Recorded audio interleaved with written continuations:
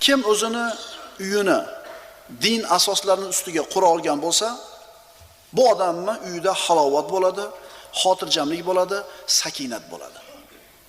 Kim o'zini oilasini, uyini din asoslarining ustiga qura olgan bo'lsa, kim pul ko'p topgan bo'lsa, shuni hayoti zo'r bo'ladi deyilmayapti dinimizda, qaranglar.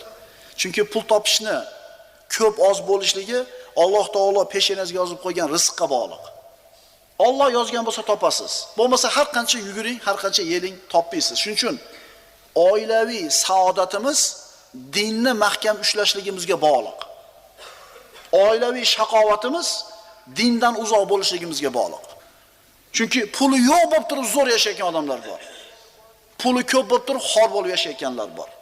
Puli ko'p bo'lib turib zo'r yashayotganlar ham bor, dinni ushlaganligi uchun. Va puli yo'q bo'lib turib dindan uzoq bo'lganligi uchun hayotida halovat